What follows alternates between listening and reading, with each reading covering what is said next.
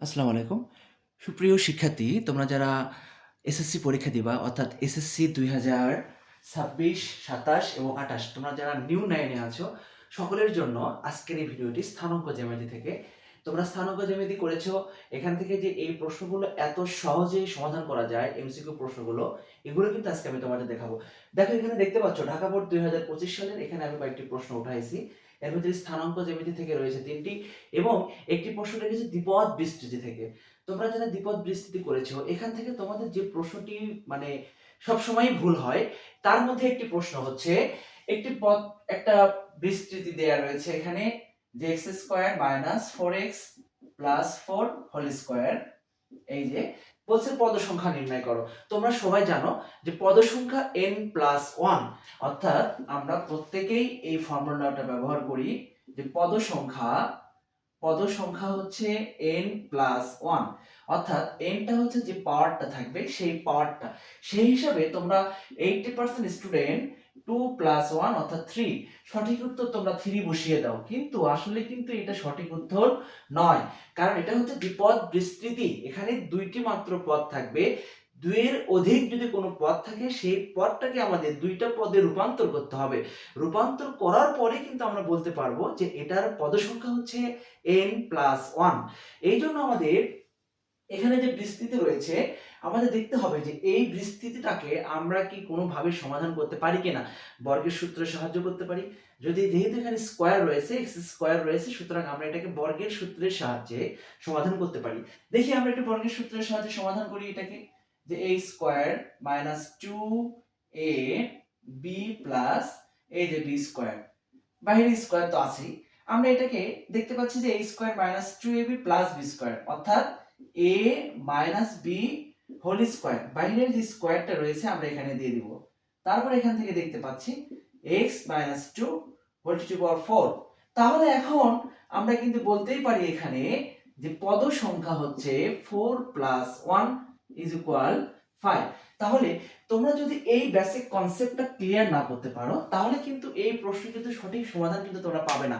তোমাদের উত্তরপত্রটা এমন ভাবে সেটআপ করা হয়, তুমি যে ভুল উত্তর করবা সেই ভুল উত্তরটাও কিন্তু এখানে দেয়া থাকবে। তুমি ভাববা যে হয়তো বা তোমার উত্তর হয়েছে, পরীক্ষা দিয়ে এসে তোমরা দেখবা যে আমার এতগুলো প্রশ্ন হয়েছে কিন্তু তুমি সেই কাঙ্ক্ষিত মার্কস পাওনি। তার কারণটা হচ্ছে এইটা, এখানে ভুল উত্তরটাও দেয়া থাকবে, সঠিক উত্তরটাও দেয়া থাকবে। তুমি যদি অঙ্ক ভুলও করো তাহলেও তোমার উত্তরটা মিলে যাবে। এই জন্য অবশ্যই দ্বিপদ বিস্তৃতিতে যদি পদ সংখ্যা নির্ণয় করতে বলে সেই ক্ষেত্রে অবশ্যই দেখতে হবে এখানে পদ সংখ্যা কয়টা রয়েছে। এই পদ সংখ্যাটাকে আমাদের দেখে নিতে হবে যে পদ সংখ্যা কয়টি আছে। আমরা যে পদ সংখ্যাটা দেখতে পাচ্ছি এখানে, সেই পদ সংখ্যাটা আমাদের আগে নির্ণয় করে নিতে হবে। যে দুঃখিত, আমাদের আগে এখানে যে কটা পদ রয়েছে এই পদগুলোকে আমাদের আগে দুইটা পদে রূপান্তর করতে হবে। আমি যদি তোমাদের আরো একটি প্রশ্ন দেখাই, দেখো আমি তোমাদের আরেকটি প্রশ্ন দেখাই, এখানে সেম টাইপের প্রশ্ন আমি তোমাদের একটি দেখিয়ে দিচ্ছি। এখানে দেখো লেখা থাকতে পারে a cube minus 3a square plus 3x minus 1, এখানে আমাদের দেয়া রয়েছে 4। তোমাকে বলা হইলো পদ সংখ্যা নির্ণয় করো, তাহলে কি তুমি 4 প্লাস 1 লিখবা 5? নো, তাহলে এটাকে কি করতে হবে, আমাদের এইটাকে এই পুরো মানটাকে আমাদের রূপান্তর করতে হবে, দুইটা পদে রূপান্তর করতে হবে। আমরা কিভাবে রূপান্তর করব একটু খেয়াল করো, এখানে কিন্তু খুব ইজি। আমরা দেখতে পাচ্ছি যে a cube minus 3a square, beta এখানে 1 plus 3ab minus b cube, এই যে। তাহলে এই মানের কোনো পরিবর্তন হচ্ছে না, জাস্ট শুধু আমরা একটা সূত্রে রূপান্তর করলাম a minus b whole cube. তাহলে এখান থেকে কিন্তু আমরা বলতেই পারি যে a minus b whole cube, তার পাওয়ার এখানে 4 ছিল, রেখে দিলাম। তাহলে এখান থেকে x মাইনাস 1 টু দি পাওয়ার 12। এখন আমরা কিন্তু এখানে লিখব যে পদ সংখ্যা এই যে 12 প্লাস 1 13, অর্থাৎ আমরা যদি এই বেসিক কনসেপ্টটা জানি তাহলে কিন্তু এখান থেকে আমরা এক মার্কস নিশ্চিত পাচ্ছি, এবং এই মার্কসটি কিন্তু আমাদের কোনো ক্রমেই মিস হওয়ার কোনো সম্ভাবনা থাকবে না। এই জন্য আমাদের অবশ্যই এমসিকিউ করার আগে আমাদের বেসিক সম্পর্কে ক্লিয়ার ধারণা রাখতে হবে। বেসিক যদি আমার ভালো থাকে তাহলে কিন্তু আমরা অবশ্যই যে কোনো এমসিকিউ কিন্তু সমাধান করতে পারবো। আচ্ছা, আমাদের পরবর্তী প্রশ্ন দেখতে পাচ্ছি স্থানাঙ্ক জ্যামিতি থেকে, স্থানাঙ্ক জ্যামিতির সবথেকে কমন যে বিষয়টা তোমরা প্রত্যেকেই জানো, স্থানাঙ্ক জ্যামিতি দুইটা যদি বিন্দু দেয়া থাকে, যে এ একটি বিন্দু x1, y1 এবং বি আরেকটি বিন্দু x2, y2, তখন কিন্তু আমরা লিখি AB এর মধ্যবর্তী দূরত্ব বর্গমূল x2 x1 whole square plus y2 y1 whole square, অথবা x1 x2 whole square plus y1 y2 whole square. এইটা তাহলে এখানে দুটি বিন্দু দেয়া রয়েছে, বলছে AB এর এখানে তিনটা অপশন রয়েছে। এক নম্বর অপশন রয়েছে AB এর দৈর্ঘ্য, যখনই আমরা দৈর্ঘ্য নির্ণয় করব তখনই আমরা বর্গমূল, আমরা যে ফরম্যাট এখানে দিয়েছি এই যে এটাতে আমরা সমাধান করব x2, তাহলে তোমার ধরে নিতে হবে প্রথম বিন্দুটা হচ্ছে x1 y1, দ্বিতীয় বিন্দুটা হচ্ছে x2 y2।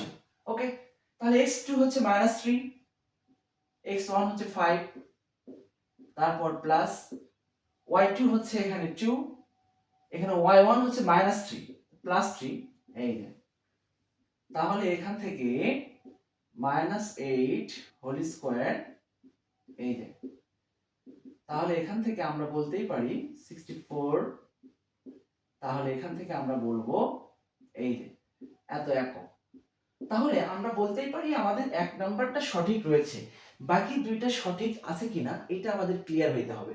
তাহলে দুই নাম্বারটা আমরা দেখতে পাচ্ছি যে ঢাল নির্ণয় করতে বলছে, যখন দুটি বিন্দু দেয়া থাকবে এই বিন্দুদ্বয়ের ঢাল নির্ণয় করার জন্য আমরা কিন্তু জানি যে ঢাল নির্ণয় করার জন্য আমরা লিখি যে y2 y1 divided by x2 x1, অথবা y1 y2 divided by x1 x2।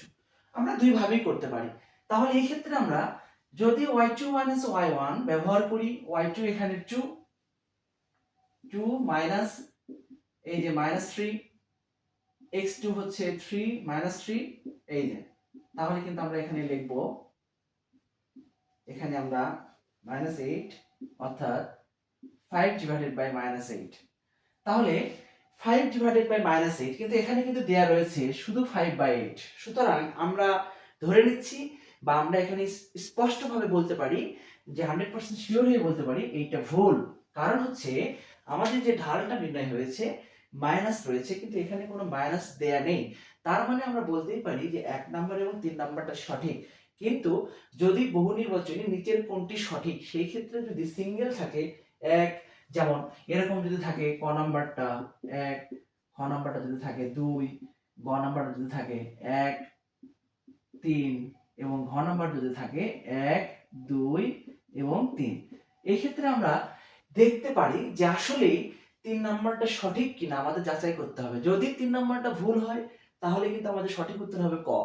এই জন্য আমাদের 3 নাম্বার প্রশ্নটাও যে কি চাচ্ছে এটা আমাদের করে দেখাইতে হবে। এখানে বলছে সমীকরণ নির্ণয় করো। তোমরা প্রত্যেকেই জানো যখন দুটি বিন্দু দেয়া থাকে ওই বিন্দুগামী সংযোগ সরলরেখার সমীকরণ কিন্তু তোমরা নির্ণয় করতে পারো। আবার কিন্তু যখন তোমরা ঢাল নির্ণয় করো, যেহেতু আমাদের এখানে ঢালটা নির্ণয় করে ফেলেছি আমরা, তখন কিন্তু আমরা বলতেই পারি যে সংযোগ সরলরেখার সমীকরণ y y1 m into x x1। এখন এখান থেকে আমরা সমাধান করি y y1, আমরা এখানে y1 টাকে ধরে এখানে -3 টা বসিয়ে দিব, m এর মান -5/8 x x1। ওকে, y plus 3, এখান থেকে -5/8 x -5, তাহলে এখান থেকে আমরা পাবো হচ্ছে 8y 3 24 -5x 25। তাহলে আমাদের সমীকরণটা দাঁড়াচ্ছে 5x টাকে পার করে দিলাম, এখানে +8y, এখানে 25, এই পাশ থেকে 24 টাকে ডান পাশে পার করে দিব, তাহলে অতএব 5x + 8y = 1। তাহলে আমাদের সঠিক উত্তরটা আমরা পেয়ে গেছি।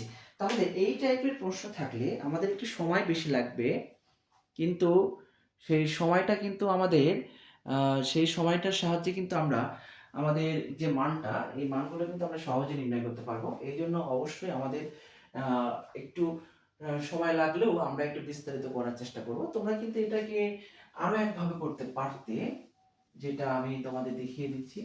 আরো একটা কিভাবে করতে পারতে দেখো, দুইটি বিন্দুগামী সংযোগ সরলরেখা সমীকরণ আমরা জানি যে x minus x1 divided by x1 minus x2, y minus y1 divided by y1 minus y2।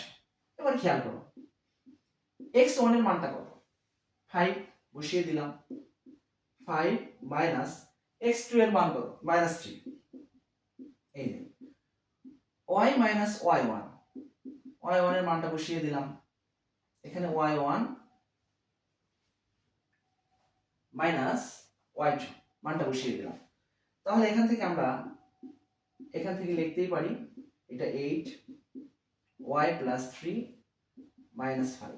ওকে, গুণ করে 8 দিয়ে গুণ করলে হবে 8y, 8 দিয়ে গুণ করলে হবে 3 8 24 মাইনাস 5x, মাইনাস এবং মাইনাস গুণ করলে হবে এখানে প্লাস। এই যে আমরা কিন্তু এখান থেকে লিখতে পারি 5x টাকে বাম পাশে পার করলাম 25। এই যে তাহলে এখান থেকে আমরা লিখতেই পারি যে 5x plus 8y is equal 1। অর্থাৎ আমরা এইভাবেও কিন্তু সমাধান করতে পারি। তাহলে সমাধান করার যে প্রসেসটা, আমি কিন্তু সেই প্রসেসটা সম্পূর্ণভাবে তোমাদের দেখিয়ে দিচ্ছি যাতে তোমাদের কোনো সমস্যা না হয়, কারণ তোমরা বিভিন্নভাবে এই প্রশ্নগুলো সমাধান করতে পারবে। আচ্ছা, এবার এসো আমরা বলছি নিচের তথ্যের আলোকে আমাদের দুইটা প্রশ্নের আনসার করতে বলছে। একটা তথ্য দেয়া রয়েছে, সেই তথ্যটা কি এটা একটু আমরা বুঝে নেই। তথ্য একটা ইকুয়েশন দেয়া রয়েছে, এটা সরলরেখা সমীকরণ 3x, এখানে রয়েছে 5y প্লাস 15। আচ্ছা, রেখাটির ঢাল নির্ণয় করতে বলছে। যদি কখনো কোনো সংযোগ সরলরেখা দেয়া থাকে বা একটি সরলরেখা দেয়া থাকে, সেই সরলরেখা থেকে ঢাল নির্ণয় করা খুবই ইজি একটি বিষয়। ঢালকে আমরা বিভিন্ন টাইপে নির্ণয় করতে পারি বা বিভিন্ন রকম ভাবে নির্ণয় করতে পারি। যদি x এর সহগ এবং y এর সহগ দেয়া থাকে, সেই ক্ষেত্রে ঢালটা নির্ণয় করা আমাদের জন্য খুবই ইজি। আমরা ওই সমীকরণের x এবং y যুক্ত যে মানটা রয়েছে, সহগের মানে x চলক এবং y চলক যুক্ত যে মানটা রয়েছে, এই মানগুলোকে হাতের বাম পাশে পান করব, মানে আমরা বাম পক্ষে নিয়ে আসবো। তাহলে এখানে পুরো মানটাকে আমরা বাম পাশে নিয়ে আসলাম। এখন আমরা এখান থেকে ঢাল নির্ণয় করতে পারি এই ফর্মুলাতে, মাইনাস এক্স এর সহগ ডিভাইডেড বাই ওয়াই এর সহগ। ওকে, মাইনাস এক্স এর সহগটা রয়েছে এখানে 3, ওয়াই এর সহগ শুধু 5 না, মাইনাস সহগ -5। যদি মাইনাস থাকে তাহলে সেই মাইনাস সহ নিতে হবে। সহগ যখন নিব, তার ওয়াই চলকের সহগ যদি আমরা নেই, তাহলে ওয়াই এর সামনে যে মানটা থাকবে সেই মানটা চিহ্ন সহ নিব আমরা। তাহলে এই দুটো মাইনাস বাদ হয়ে যাবে, এখানে পাবো হচ্ছে এই যে মানটা। তাহলে এইভাবে আমরা সমাধান করলে এখানে 3 ডিভাইডেড বাই 5 সঠিক উত্তর আমরা পেয়েছি। এভাবে আমরা সমাধান করতে পারি, অথবা ঢাল নির্ণয় করার জন্য আমরা আরো একটা ফর্মুলা ব্যবহার করতে পারি। তোমরা প্রত্যেকেই জানো যে y সমান mx প্লাস c, y সমান mx প্লাস c, এই mটা হচ্ছে সরলরেখার ঢাল। তাহলে এই ফরম্যাটে যদি আমরা রূপান্তর করি, তাহলে 5y প্লাস 15 3x, তাহলে এখান থেকে আমরা লিখতেই পারি 5y 3x মাইনাস 15। আমাদের 5 দ্বারা যদি ভাগ করে দিই, 3 divided by 5 into x, 15 divided by 5, উভয় পাশে আমরা 5 দ্বারা ভাগ করলাম। তাহলে কিন্তু আমরা লিখতেই পারি যে y সমান 3 ডিভাইডেড বাই 5 ইনটু x 3। তাহলে এই যে মানটা আমরা দেখতে পাচ্ছি, তাহলে এই মানটা হচ্ছে কি আমাদের রেখাটির ঢাল। তাহলে আমরা 3 ডিভাইডেড বাই 5 আমরা ঢালটা পেয়েছি। এখন আমাদের বের করতে বলছে রেখাটির অয় ছেদক কত, মানে অয় অক্ষের ছেদক, মানে অয় অক্ষে যতটুকু অংশ ছেদ করেছে, ওই ছেদ বিন্দু মানে মূল বিন্দু থেকে ওই ছেদ বিন্দুর যে দূরত্বটা, সেই দূরত্বটা আমাদের নির্ণয় করতে বলছে। আমি আবারও বুঝিয়ে বলি, অয় অক্ষের ছেদকটা আমাদের নির্ণয় করতে বলছে। y সমান mx প্লাস c, সংযোগ সরলরেখাটা অবভিয়াসলি এরকম টাইপের হবে। আমাদের এই যে এখান থেকে এইটুকু পরিমাণটা আমাদের নির্ণয় করতে বলছে, তাহলে অথবা এরকম টাইপের হবে, তাহলে এখান থেকে এইটুকু পরিমাণটা আমাদের নির্ণয় করতে বলছে। তাহলে এই পরিমাণটা হচ্ছে, আমরা জানি যে y সমান mx প্লাস c, এই cটা হচ্ছে y অক্ষের ছেদক, y অক্ষের ছেদক। তাহলে এখানে c এর মানটা রয়েছে -3, তাহলে আমরা বলতেই পারি আমাদের ছেদকটা হবে -3। আমি আবারও বলছি, y সমান mx প্লাস c, এই cটা হচ্ছে y অক্ষের ছেদকের পরিমাণ, তাহলে y অক্ষের ছেদকের পরিমাণটা হচ্ছে এখানে -3। তাহলে এই -3টাকে আমরা কিন্তু y সমান mx প্লাস c এই ফরম্যাট দিয়ে করতে পারি, অথবা এইটাকে কিন্তু আমরা আরো একভাবে করতে পারি। এক্স অক্ষের ছেদাংশ এবং ওয়াই অক্ষের ছেদাংশ আমরা আরো একটি প্রক্রিয়ার সাহায্যে বের করতে পারি। আমি একটু তোমাদের সেই প্রক্রিয়াটা দেখে দিই।